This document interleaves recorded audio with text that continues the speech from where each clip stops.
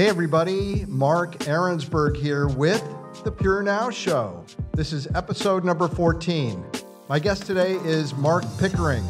Mark is a 30-year veteran in marketing and advertising, specializing in event marketing.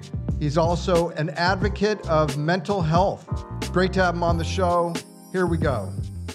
Hey, Mark. Hey there, Mark. Kia ora from Tamaki Makaurau in Aotearoa. You sound like you're speaking from Hawaii. It very much is. Our First Nation people here are Maori. They're descended from the Hawaii Islands, which is in somewhere around the Pacific Islands of Hawaii. So, yes, the language is definitely related, and the people, genealogy is also definitely related.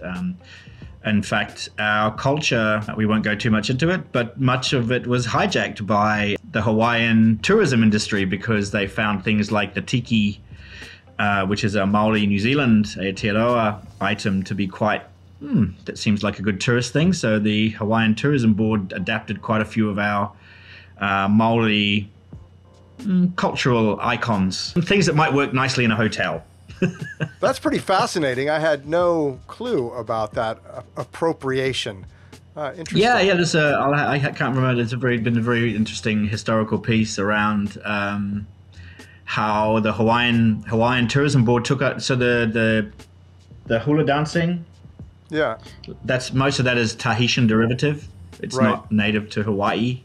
Right. I don't know if you know much about Scottish culture, but in the 19th century, when Robert Burns and his great poetry and Robert Louis Stevenson and these great literary artists came out of Scotland, there was an appropriation of things like bagpipes are not originally from Scotland. They're actually they're a Celtic thing from Ireland, but the Scottish thought they'd make them and turn them into a Scottish icon. So again, it's around tourist cultural identity and tourist appropriation, I think, is a good way. But anyway, back to New Zealand. We've just had the news that we are into a lockdown again.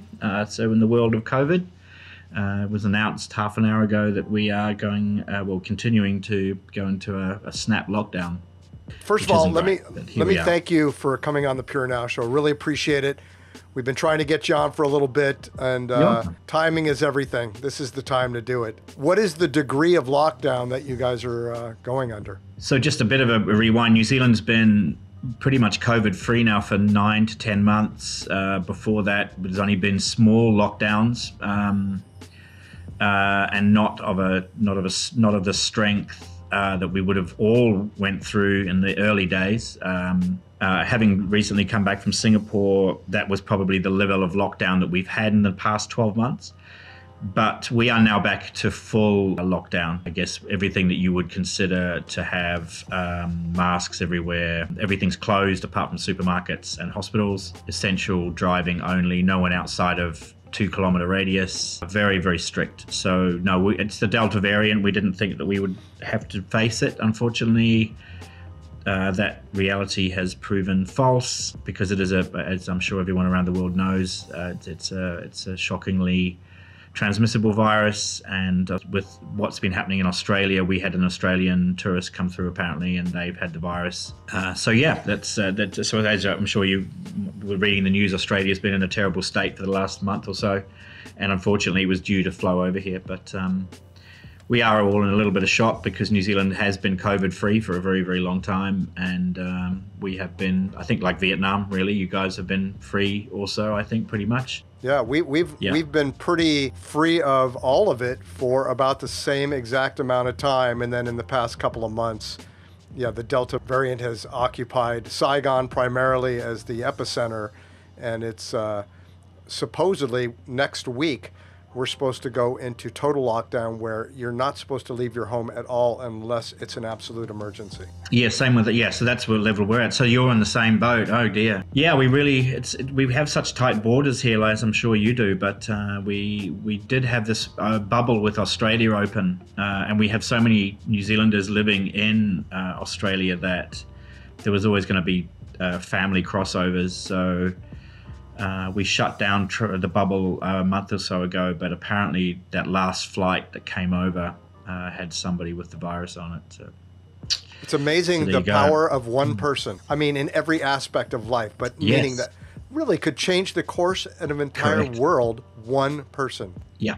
Quite a metaphor. Yeah. So let's talk about you and your career, your professional creative life. I know that this obviously is going to have and has had a significant effect on your ability to work in the event-based part of your job. Oh, and for sure, yeah. When we first started speaking several months ago, it had already started taking effect. You had a cancellation on a major event that occurred, and I can't imagine that has gotten any better. And I'm wondering how you have applied this new way of doing business and how going forward this is going to affect how you can be effective in doing what you do, and how your clients are being affected by this, you know, the overall cataclysmic effects of the disease and how it's changed how we do business. Yeah, and Mark, I think when we first were talking, well, even before that, I think, you know, I was obviously in the content world, the video production world as well as you guys have been. And, you know, we're similar things. Content, creating a video, you need crew, key actors, performers, you know, and we're the same in the world of events. You have a venue, you have a stadium, you have sound light guys, you have a performer, whether that's a sports team or a singer or an artist or whatever. You know, we're in the same world. We work with people. We're not IT people who sit in a box and look at screens. We rely on human contact. So both worlds are affected. In my role as head of marketing here for Major Events Auckland, I deal in both. We're creating, if we're putting on an event here, you know, even if it's a rugby match or if it's a music festival, we're creating content on the back. There's broadcasts, there's music being produced, there's music being recorded, there's artists on, you know, at halftime. We're driving content and we're creating great stories, and it's really impacted that. But, you know, I guess the reason we're here talking is that the way through this is we've had to get creative. There are certainly some things that we just can't change. So an All Blacks rugby match against Australia, that simply can't happen. There's no way around that. That will be cancelled. Some of the events we were talking around, the cultural events, the Pacifica Festival was the one that we'd spoken about recently. We postponed that in the end. We moved it to another venue. We got creative. We looked around Auckland as to where would be a fantastic park and how can we negotiate with people to get onto that park and change the date. So we got creative and found another way to produce the festival. In a complete lockdown in the events world, then, as I'm sure that my colleagues in Singapore and obviously in Vietnam, you know, everyone's gone virtual. And even for our cultural festivals, so we produce 4 of the world's biggest cultural festivals here. We produce New Zealand's Diwali Festival, which is a celebration of Indian culture. We produce Pacifica, which is the world's biggest celebration of Pacifica culture. We present the Lantern Festival, which is the Southern Hemisphere's biggest festival of Chinese and Asian culture. And then we produce the Tamaki Harenga Waka Festival, which is the biggest celebration of Maori culture, New Zealand's First Nation peoples in the world. So we put on those festivals here in Auckland. We have Diwali happening in October, so if that event is impacted by the COVID outbreak, then we will take most of that online. We've created a whole lot of content already, video content, which revolve around Indian culture. How to make a traditional Northern Indian curry, how to wrap a sari properly, how to create a Rangoli painting to help you relieve stress during the lockdown. We've come up with a whole lot of different creative video content pieces that we will then house on a new website that we have just built, which will be launched hopefully next month. It's been my biggest project at Auckland Unlimited, is to create a dynamic platform for storytelling where we can share the stories of the multiple cultures of Auckland through video, through photo, through live streaming, even without a live event. I know that here in Vietnam, there's a couple of studios for virtual production that have really taken off. Yep. There's a lot of 3D animation happening and on-the-fly generated graphics. There's all kinds of interesting new methods for delivering content. And I'm wondering where in that are you, and have you been able to take advantage of some of these new solutions that have been accelerated by the pandemic? You know what, Mark? I think, unfortunately, New Zealand, because back in May, June last year, New Zealand kind of knocked the COVID virus on the head. So essentially, New Zealand's had almost a year of events. So there hasn't been the push so much to go to hybrid or virtual. And because we've been happy to film, we had a music concert here with 60,000 people at it in our famous rugby stadium, and it was broadcast around the world. People watched it because it was the only thing happening around the world with 60,000 people watching a band. So it got huge traction from a broadcast perspective. But my peers in Singapore have done great because Singapore's got such a huge business event focus. You think of Marina Bay Sands, Convention Center. You think of these huge facilities that Singapore's got, which are the best in the world. So many of those businesses had to pivot very quickly into virtual studios. We've only got 2 or 3 here that are of any note. We've got a massive film industry here, but you remember Lord of the Rings, Avatar, they were all filmed here.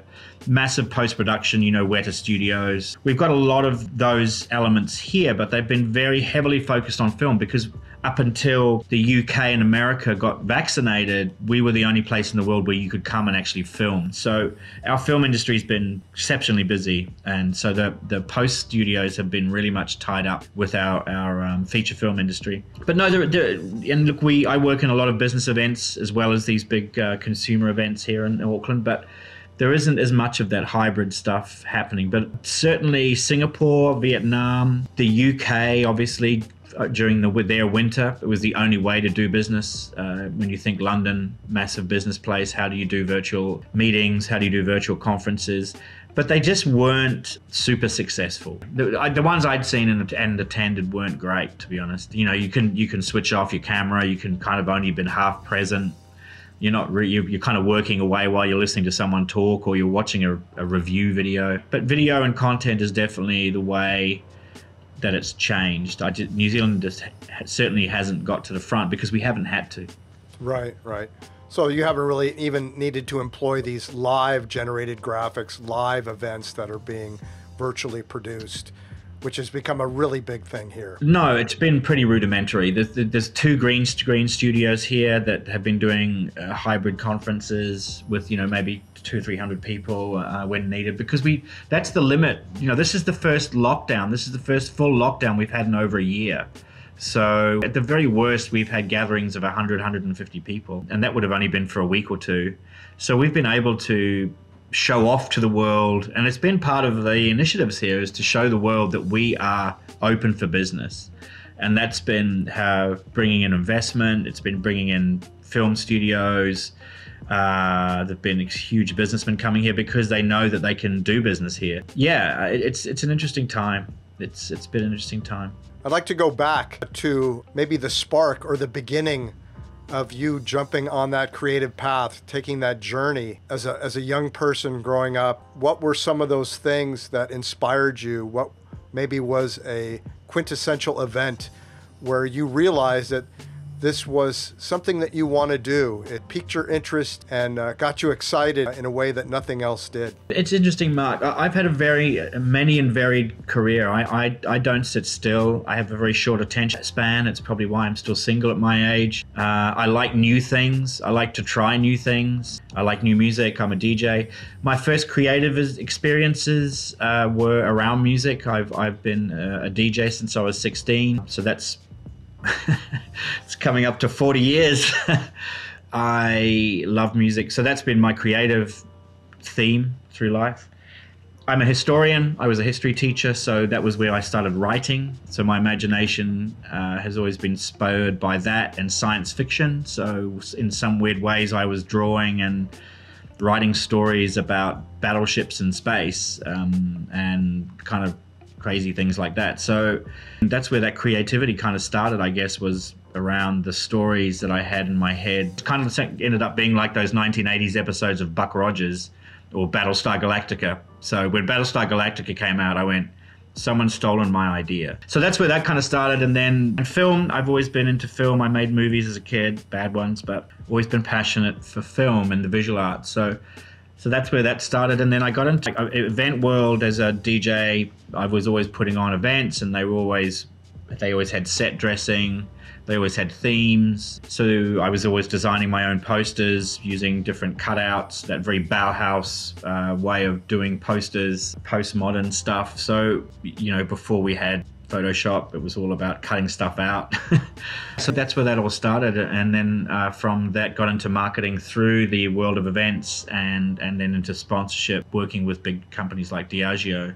So my mind kind of went into taking brands to sponsors, to events, and how you would create a brand experience, how you would connect with people in an emotional way using music, art, sensory, touch. And then from that, content came back into my life again, because we would want to film all these great events, and we would want to film great experiences and people having a good time. So that's kind of in a short nutshell how the creativity worked. And then, of course, I went to Singapore and began creative directing. I think that's more than anything. I'm more of a connector of good creative minds. You're listening to The Purenow Show, a creative podcast for creatives presented by Balance.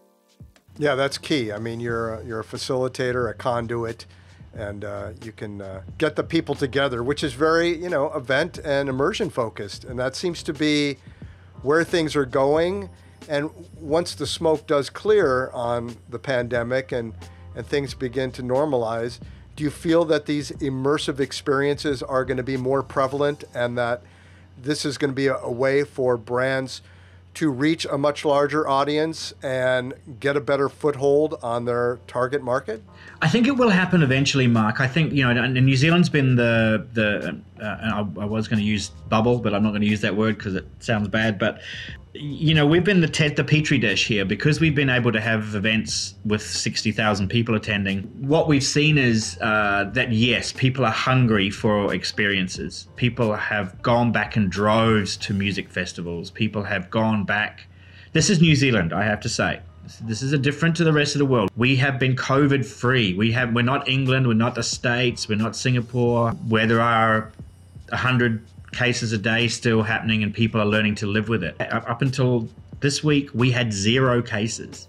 So we're living in a different world. And in a world where there are 0 COVID cases, people have embraced the live experience, music, art, fashion, sport, food, immersing their senses again. But they've wanted to be with people. And again, I'll caveat, in a 0 COVID environment, people have loved it. And some brands have gone, yeah, we want to get onto this brand experience thing. We want to do that. And they've gone into festivals. But a lot of the brands, because of COVID, are still risk averse. So I don't see, and I would imagine budgetary wise, the budgets have been halved, because the budgets are on with TV, because even with or without COVID, people are still watching their screen.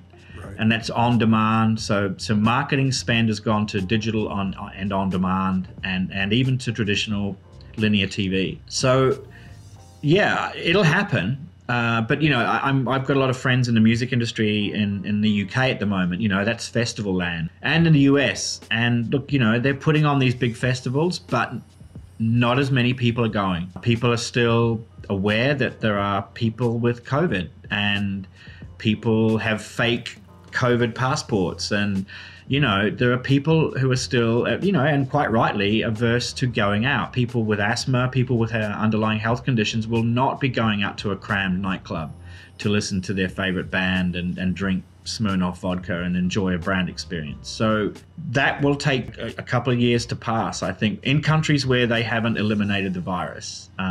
That's the challenge that we're faced with. I think there will now always be a fear around that, and until it changes our consciousness or our health system and the vaccines manage to create whatever the herd immunity thing is. I think people will still be a little bit scared to get involved, but it will happen. Yeah, well, we're definitely seeing a change in human behavior patterns and risk assessment. versus the dangers Correct. of just literally going outside. And I think it's fascinating in the sense that these behavior changes are also changing the way we're creating in some ways and how we're presenting work.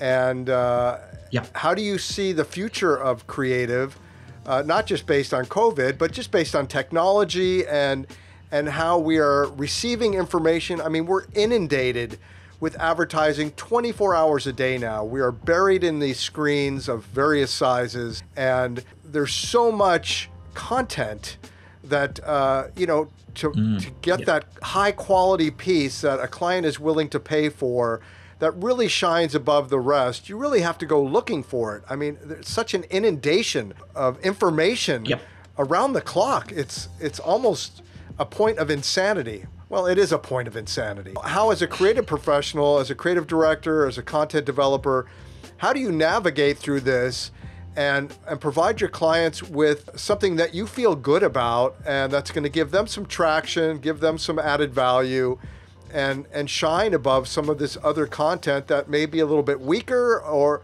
everything's also social media now, so we're all getting blasted on social media. There's just, again, incredible amounts of information and advertising marketing being blasted at us. How do you stay ahead of the curve and ensure that your clients are getting really high quality creative, and not that it necessarily has to cost anymore, but that at least the content is superior quality and that they're getting the results that they're paying for? I think there's a couple of phases to your question. I think about how do we, in the modern age, how do we develop amazing and effective creative? The first element of that, a friend of mine, Dr. Wayne Lotherington, runs a course. It's about creative connections. It's about how, and as a creative, the way that I've always come up with good ideas is by, as we talked earlier, is connecting people, connecting ideas, shaking things up by just challenging the status quo, and that kind of connectivity with humans in this current world is very difficult. And the being able to just sit in a room with a couple of beers and just spitball some stuff and throw some post-it notes on the wall, it's much more difficult. I mean, I know that we've worked on different ways now through Zoom, etc., to do that. I'm not sure it's as effective. You just can't get that human interaction. I know that coming back to New Zealand from Singapore, you could really notice the difference in creativity amongst the teams from being on the digital side, the virtual side, to reality, to the real human side. So I think, I believe there's been a dearth of creativity in the last 12 months. I don't know about you, what your viewpoint is, but the dynamic human storytelling that we used to do that really punched through the clutter.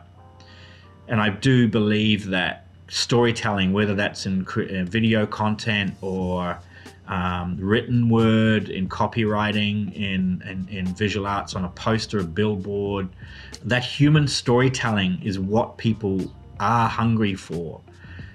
The ability to get out there and find them now in the virtual world is a lot harder than it was than being able to walk around a city or use your connections to meet somebody who you knew was a compelling story that could be associated with a brand or product.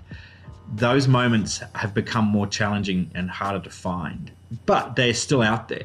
And I think it's just about using our online networks, our connectivity through mobile, through computers to find those stories and then find the solutions creatively to be able to produce the content. And how do we write those stories? And how do we do these things like you and I are doing now?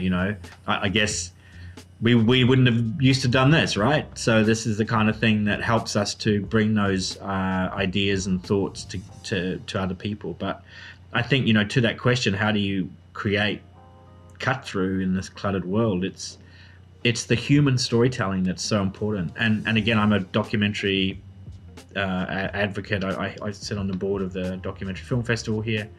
I'm with the team. And the power of the documentary, and this is what we're working with Chimney Group in Singapore, was amazing, because the majority of the team, the managing director, the producer, they were all ex-documentary filmmakers.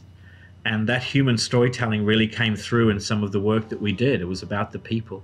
It was about people. And I think that's where you cut through with creativity. Yeah, I agree. I mean, America's releasing another Marvel movie. And, you know, I grew up in the 60s, 70s, 80s, and 90s when there was so much incredible creativity just bursting at the seams. Sure. And now it just seems like everything is a little bit watered down. It's more about quantity than quality. It's vanilla.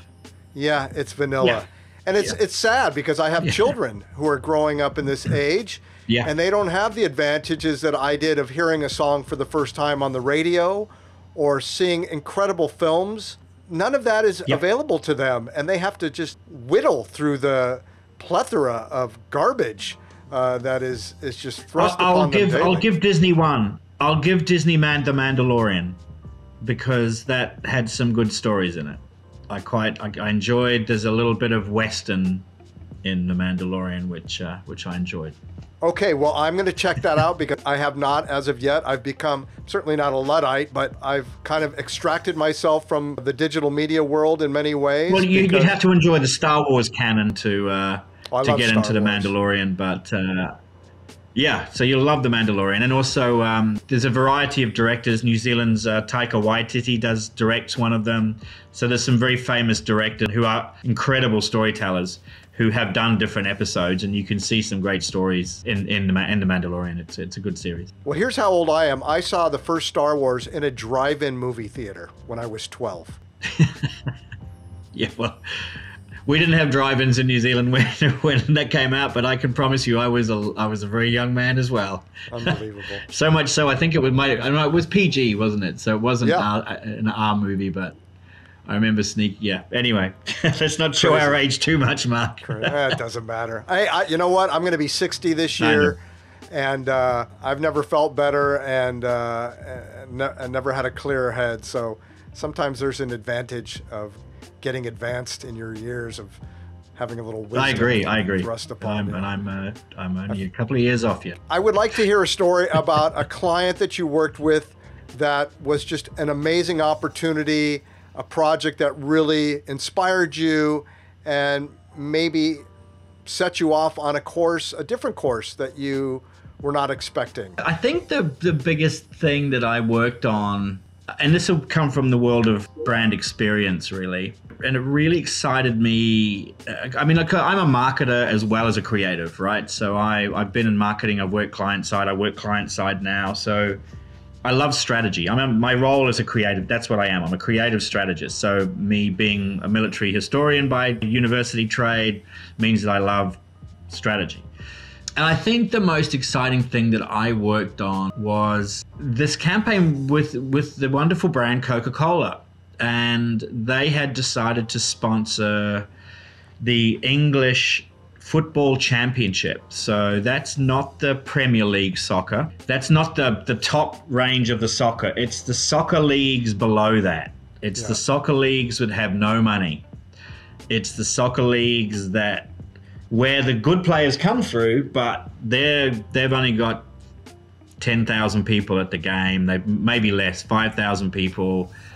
You know, it's working class, it's real grassroots, but they still have a little bit of television coverage here and there.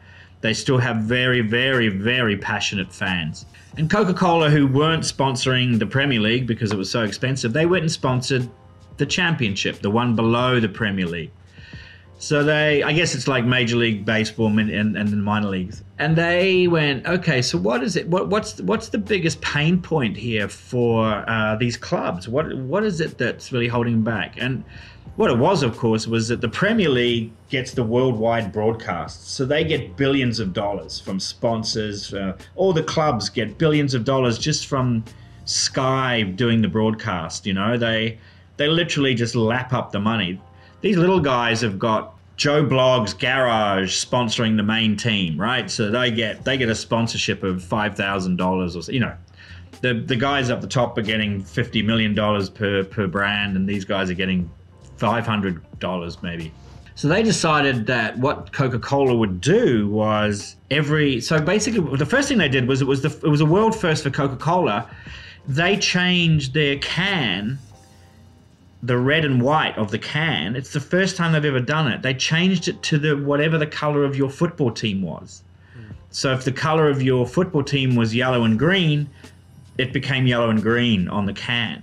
And what they did was that everybody who bought a can, if you went down to the recycling area at your football club and put that can into the big thing, they would take that away and they would count up the number of cans, and they would give $1 per can towards a fee for you to buy the player that you wanted. So it was this great big idea around, you know, obviously you want to get the best players and they're all worth all the money. So these guys could buy a player from Coca Cola, which was incredible. So these clubs who never had any money suddenly were getting like $50,000, which they wouldn't have had before, to buy a marquee player, which they wouldn't have never had be able to do before. And it really changed, and it showed how fashion. And so basically the fans were, it got the fans so heavily involved that the fans were buying trucks, you know, big 18-wheelers, and putting their football club colors with Coca Cola, the Coca Cola brand, and Coca Cola would send them the color of their club and saying, buy Coke now. So it was this is, and look, let me just qualify this. This is the time before social media. So there was no social media. Websites, this was 2005, I believe. So, you know, you barely had web, we were probably a web 1 point something. Yeah. But it was early days of websites. The .com bubble had just happened. We didn't have, we only just had cameras on the phones, the little crappy ones. So there weren't ways of people to disseminate information as quickly as email was about. But the way that they embraced what the fans were doing, the way they'd used an insight around what the clubs and fans want the most. And how to make that happen. And then, of course, there were TV commercials off the back of that, just talking to fans. But again, human storytelling. Guys, you know, who's the fan who's the player you want? Why? Again, there was a website where you could vote for the player that you were going to buy. The way they'd integrated this incredible campaign, again, insight-based, looking for the human stories around fandom, the fan advocacy, there wasn't user-generated content per se, but there were a lot of great activities that the fans got into. They would do, I guess, in the American vernacular, stuff to get everyone tailgate down. Party. Yeah, that's right, and sell cans of Coke. Yeah, and of course, Coke sales went through the roof. I mean, you can imagine what a difference it made to the sales. But more than that, what it did, it made the communities really embrace Coca-Cola as someone who was supporting them at the grassroots level. And it changed people's perception of Coke as this big red brand. It wasn't big and red and a big American brand anymore. This is in England, of course.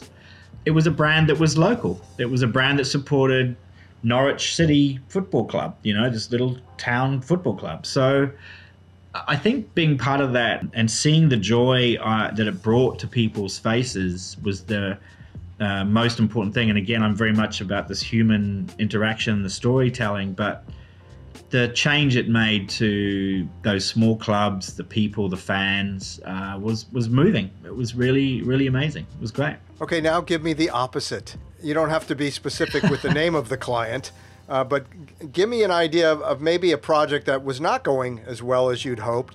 But in the end, of course, you know, through pain is growth, and we do learn things regardless of how they feel at the time. But there must have been some projects that were far more challenging for you that in the end maybe worked out okay, but along the way were a little uncomfortable.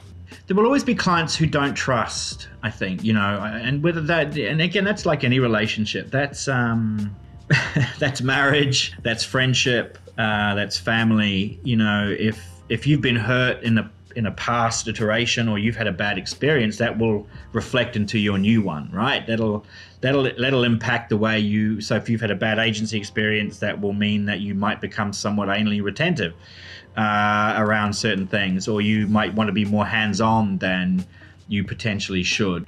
Like anything in life, just, you know, and again, in my older years, you just sort of go that trust is so important to what you're doing. And there's no particular brand, but it's those relationships where the client has not trusted what you're doing and has had behaviors that might be perceived as bullying, wanting to be more, just wanting to be in every meeting. I definitely had that's just sparked a whole range of different ones. But yeah, there's a particular commercial, series of video content pieces that I made. Yeah, I can't go into too much detail. But seriously, the client was everywhere, and we had a very one of the best directors in this country shoot the video content. We had the best crew. We did it, again, as always, you do it because they wanted more crew, so you'd put on more crew. We had a great vision, the way it should have been shot, the way it should have sounded. But the client, again, I don't know whether it's bad experience or whether it's bad management on their part, that they might have bosses pressuring them. I felt that it was more that the team would have trusted us, but they had a boss going, I need you to know every single detail and be in every single... So even down to the grading, they were in the grading suites, every sound that we were doing, it was challenging. There's two things, and I'm client side now. Again, I've been client side before, and I'm now in an organization with 1,600 people. So I understand sign off by committee, and my God, it's horrendous. I hate to think of I'm working with agencies now, and they know me well enough because I used to work at an agency, so they know me and they trust me. But I can't get things signed. They want things signed off in 2 weeks. I've got to give them 2 months because I've got so many people to get signed off, and I'm also a government organization, so there's bureaucracy as well as 1,600 people. But that was the other point. I think not only was it the micromanagement, but there'd be 6 clients in the room in that grading suite. So imagine 6 clients with 6 opinions under pressure to micromanage. That's what made it so difficult and impossible and time consuming, and therefore blew out the budget, and therefore meant that we lost money as a company, and therefore we didn't want to work with that client really in that way again. Even though they were a marquee client, they were like the biggest client in that country, if not the region. It was kind of a situation like we wouldn't work with you again. You're listening to The Purenow Show, a creative podcast for creatives presented by Balance. Client management is probably one of the most challenging parts of being a creative professional, is the process. It's not the work itself.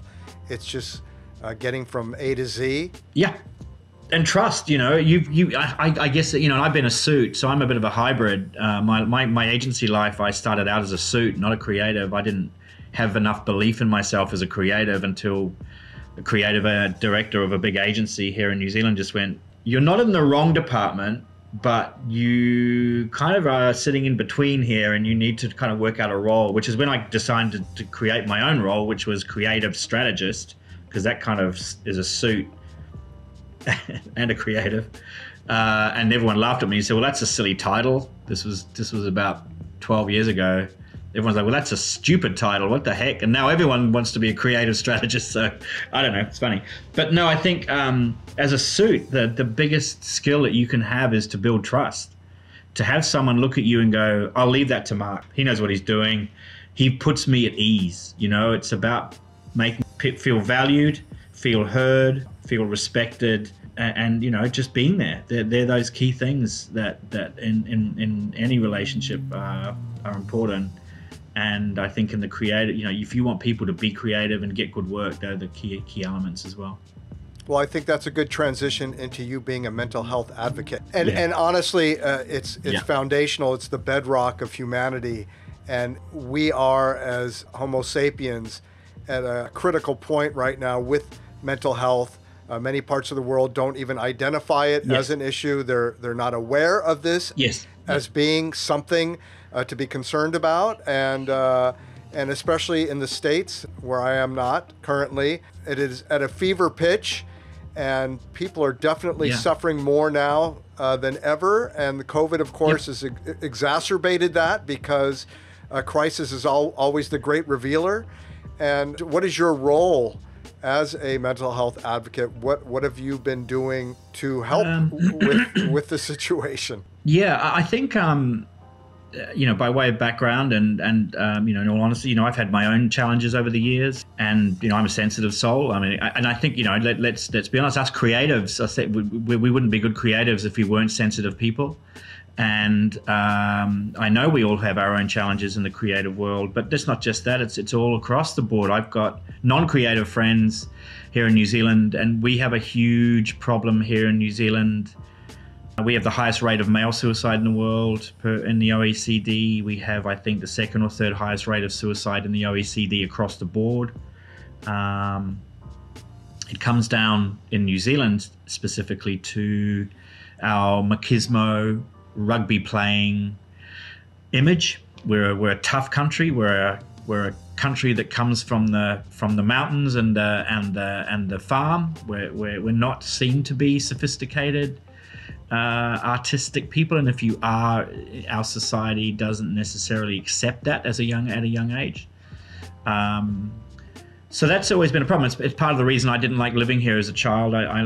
Luckily I got moved out of New Zealand when I was 15. I moved to another machismo country in Australia, but I quickly moved to the UK, where I found them to be more accepting of creative, different kind of people who are a bit weird, off the edge. So my work over here, was a founder of a youth mental health charity here called Y for Youth, which we started about 10 years or so, about 15 years ago. And then I was involved in setting up a social enterprise here called Teammate, which unfortunately we didn't get finished, but we are going to start reinvigorating. But I think internally at my organization, I'm working a lot in my own organization to recognize, Auckland Unlimited, to recognize mental health challenges and how we can help. We're doing a lot of training on triaging people. So our first responder organization here, which is St. John's Ambulance, they now run. So you can do a first aid course for cuts, bruises, heart attacks. You can do CPR. So that's a 2-day course. It's a global course, and you get that on your driver's. It shows that you're a qualified first aider. When they're now running courses here, which we're all involved in, which is a mental health first aid. So it's how to triage people through mental health. So understanding whether you're, an A, B, or C, whether you're an A, whether you're someone who maybe just needs someone to sit down and have a talk. Maybe you just need to open up and check in. Maybe you're someone who needs some help on exercise, lifestyle changes. Maybe you're a B, a category B, which might mean that you need to have a look at some medication, some therapy, on top of the checking in and the chats. Or you could be a C, which is obviously that's the highest level. That's suicide prevention level. So that's recognizing A, B, or C, and then coming up with strategies to work on those. So we're really pushing that hard here in New Zealand. But the biggest thing I'm trying to do here in New Zealand really is for us to open up and talk about it. Suicide in New Zealand is, I think, almost double the road deaths here in New Zealand. So accident, drink driving, speeding, wow. People dying from that. There are more people dying of suicide here than that. But we spend literally millions of dollars on TV commercials around don't drink and drive, TV commercials, radio commercials, billboards, print ads, don't speed, wear your seatbelt, drive slowly, look after your family. You can't go an hour on New Zealand television without seeing an advertisement for motor vehicle accidents. But we don't see any ads for suicide prevention. We barely see ads. The government here, again, even though we have a great leader in Jacinda who believes in we should be measured on wellness in our society. We shouldn't be measured on GDP. We should be measured on how well our society is. There is still no action here on our incredibly high and growing suicide rates. And our rates of mental health. So I'm very much behind raising awareness for that, and as much as I can, I talk to it. I do a lot of speaking groups and bringing people together to try and combat this. In Singapore, the same.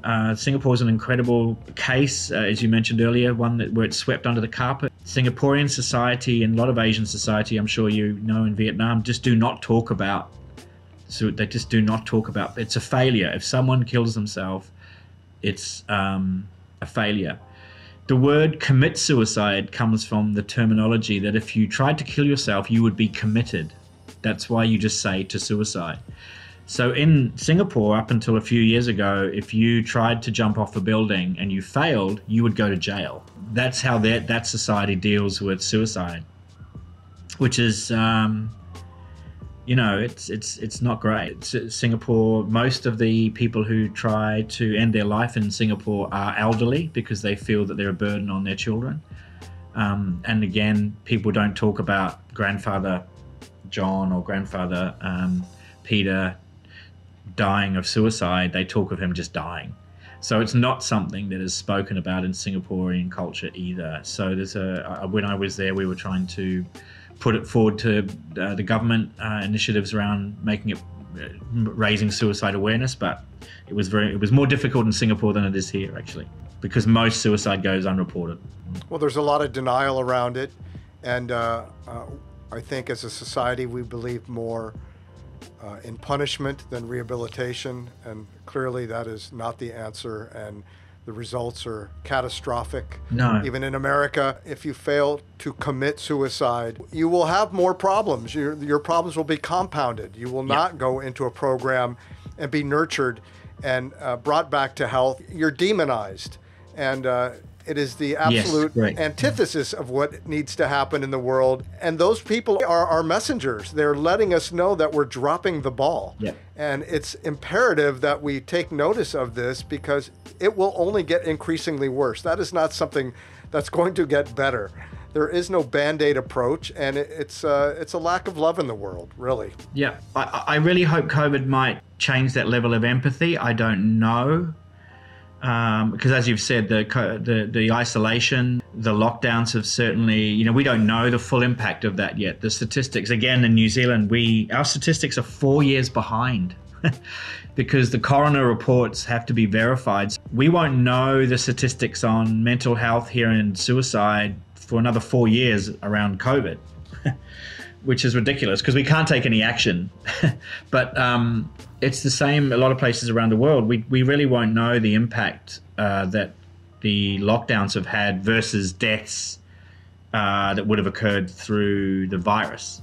And this is what people were saying from the start. And a lot of people were, well, that's not going to be, surely that won't be the case. But anecdotally, suicide rates have gone through the roof during COVID here in New Zealand particularly. I think we're not going to find out results of all the digital addictions that we have now, all these recent phenomena, even sports, even competition, which I think is at the root of a lot of the evil of the world. That in the next 20 to 30 years, we're really going to start getting the results of what's going on. But you know, we are our own creation. I'd like to know more about how you have taken on being a DJ, especially later in life. You're an older cat, you're a cool guy, but you have a lot of good experience and you've grown up with so much music, which is really a benefit. Most of the shelves behind me there are it's all records. My house is just records. Tell me how you've integrated this life as a DJ into being a creative professional and how you balance that between that and you're being a creative director and someone who's a wellness advocate and having a private life, all these things integrated together. It's had its benefits and it's had its challenges. The reason I got into working in event marketing and event sponsorship was because of my DJ ability / connection. So when I moved to London in 1990 or the UK, I knew more about dance music, for example, coming from Australia than most people in the commercial world in the UK did. So when they met me, I was a marketer who knew about dance music, and brands like Smirnoff were going, well, how do we get involved in this new and upcoming cool scene that we know nothing about? and I would be able to introduce them and then work out ways that we could do good marketing around it. So I guess my music and event skills, my music DJ promotion skills helped me to tell brands how to fit within that scene. So that was good. So that became, me as an influential person, both in the music side, because I could bring brands to, festivals or whatever. And then for brands would look at me and go, well, he knows what he's talking about. So that was great. I guess on the flip side of that was I would be doing long hours at work, and then I would be doing 4 to 5 nights of DJing in various parts of Europe on weekends and Wednesday, Thursdays in London. And so by the age of 40, I totally had burned out. And, people were going, well, why don't you just go and DJ? That's a cool thing. You get the girls and, you travel the world. But I was kind of like going, yeah, but I'm going to be pasty white, never see the sunshine, and exhausted, and the lifestyle's not great, booze and all the other things that come along with the music world were never great. And I also wanted to use my brain. I like my brain, I like my strategy, I like my creativity, and I wanted to do things with that. So I kind of forced that double life on myself. But the DJ world again was great for connections, and as I said, to me, networking connections are what have let me get to where I am. Working in the event world, working in the brand world, I'd see people at gigs and they'd know who I was and I'd know who they were. So it would help to grease some wheels and get influence with people. So, it was all good. So I came back to New Zealand after I crashed and burned in London, and I certainly haven't DJed as much. I guess more now it's a hobby. I do gigs for free. I do gigs to go to festivals. I get a free ticket to a festival if I DJ. So, that works for me. I don't want to do it as a career move now. I mean, I've got all my vinyl. So I guess people, as you kind of mentioned, people view me as the old cool cat. And it's funny how music comes around in cycles. And at the moment, the music that I was playing 20 years ago is what's hip with the kids. So yeah. I'm lucky that I can bring my old vinyl out and people go, wow, what's that new tune? And going, well, it's 20 years old, but, it's the way that things come around again. And also, I don't know what kind of genre vinyl you have, but, funk and soul and disco, the stuff I've had for years and collected, and even my old 80s electronica, people love that stuff. So I get enjoyment from seeing people dance, and I really enjoy that buzz. And it's fun. And I've gone electronic now. That's new. My friends in Singapore were, because they could see how frustrated I was, I couldn't bring all my vinyl with me to Singapore. They were like, oh, we'll just get you a Pioneer controller. And I was like, whoa, I don't want to, no, I was a purist. But I got my controller and I've really enjoyed that experience. I just haven't had the time. There's hours, if not years, spent collecting and curating that. And I haven't had the time to go online to all the platforms as yet. And I would have to digitize this 6,000 records here, and that will take 6 years or something. So I'm not going to sit there and digitize my record collection. But someone suggested I pay an intern or something to do that, to just sit in my house and upload my vinyl onto a computer. But I couldn't put anyone through that. One of my last 2 questions, which I think this transitions too well. If you were unable to do all the things that you do and had to choose a new path, you had to abandon everything that you're doing now, do you have any interests outside of what you're doing and would be apt to potentially go down a different road and try something new? I guess they're kind of associated with what I do. I mean, I'd like to write film. I've already got ideas in my head to do that. I mean, that's kind of still the same. I kind of, apart from that, not really much else. I've always wanted to play cricket and be a professional cricketer, but I don't think I could do that with the body that I have now. Or I could coach. I'd be a very good cricket coach. Those that can't do, teach. So there you go.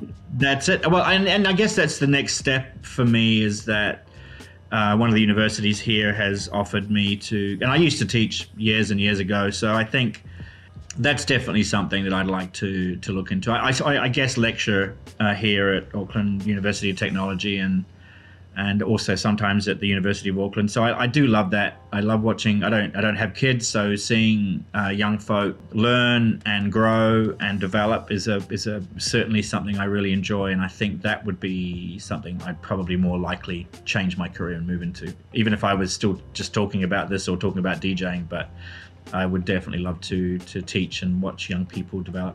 And another perfect transition. What advice do you have for young people coming up in the business on their creative path? They're starting their journey. What advice do you have that can maybe eliminate some of their needless sufferings and help them on their way? Look, it's not easy for everybody to do this, but I can't stop thinking about how important it is to connect with people and to develop networks. I know that's hard for a lot of people, particularly in the creative worlds. It really is hard. And if you're happy being that person, to be the quiet one, whether it's a creative team or whatever, but somebody around you's got to build those connections, because I think creativity comes from connections. And new ideas, new people, and people are the ones with ideas.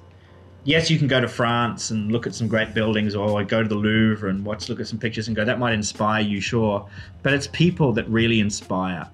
And I think that the more people you can meet, and I know a lot of creatives always say read, reading is super important. It's, read a book every day, you should read. And I agree, reading's really important, particularly for writers. I think reading evokes your imagination, but I can't say anything more than just meet as many people as you can, because those human stories are what spark your own stories and get your brain thinking. There's nothing like people, there's nothing like humanity, and the more that, as we come out of COVID, the more you can get out and meet all the different people. Don't be afraid to meet the crazies, the people that you wouldn't meet with, maybe it's the snobs or whatever, the different tribes that we have. Just get out, break down those boundaries, meet people, understand cultures.